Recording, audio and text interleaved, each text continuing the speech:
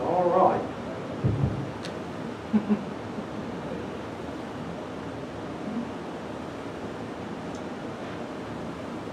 Okay, it is 9:35, so we need to go ahead and get started. Remember, we have to finish by 10:15, so.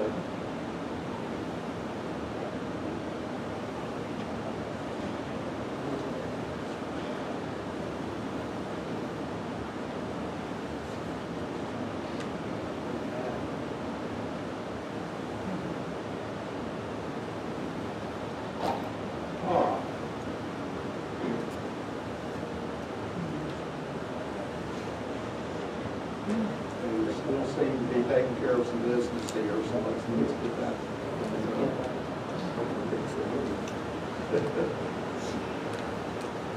Well, we are off to an auspicious start this year.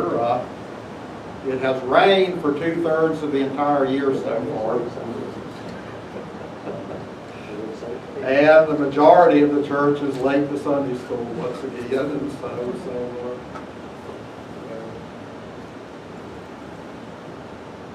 that being said, though, we're going to just kind of go with what we have.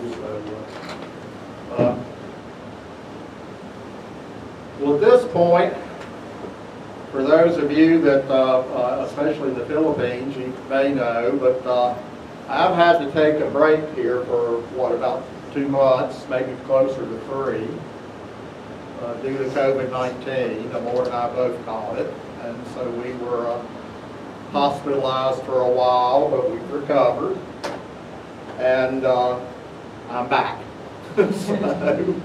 so if you will remember, we were discussing for quite some time last year the doctrine of prayer.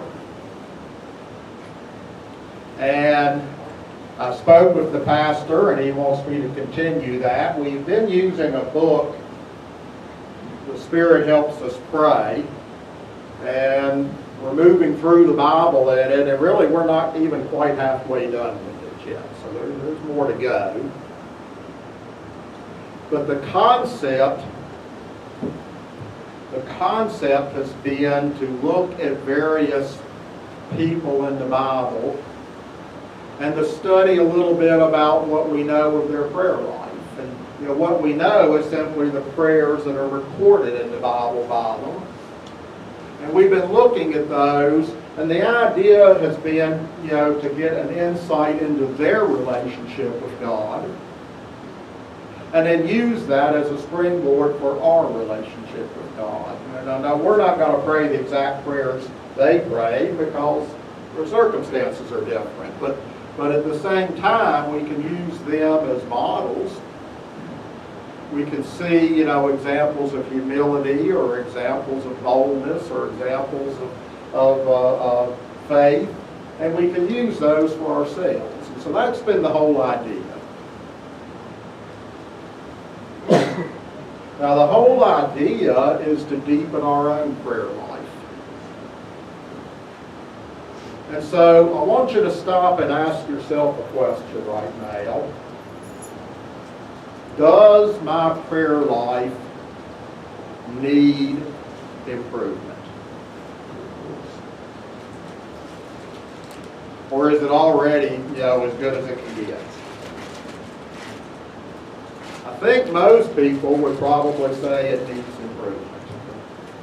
And of course, I'm speaking here to some of the most faithful members of the church, amongst the pastor, and so the bottom line here is I'm not speaking to, quote, the people out on the street or even the rank and file members of the church. I'm speaking to leadership here for quite a bit.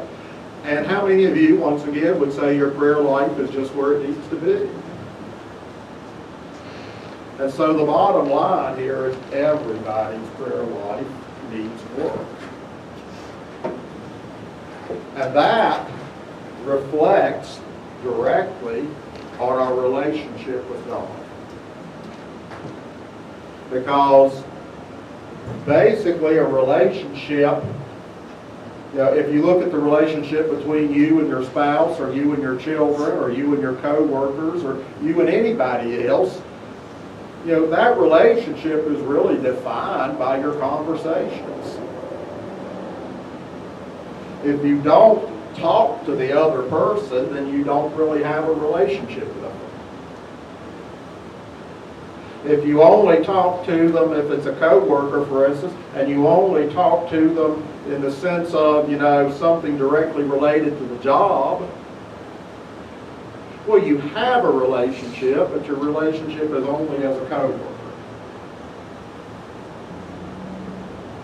It's not the same as the relationship you would have with a friend, or a relationship you would have with your children or family or spouse. And so it's the conversation. Now stop and think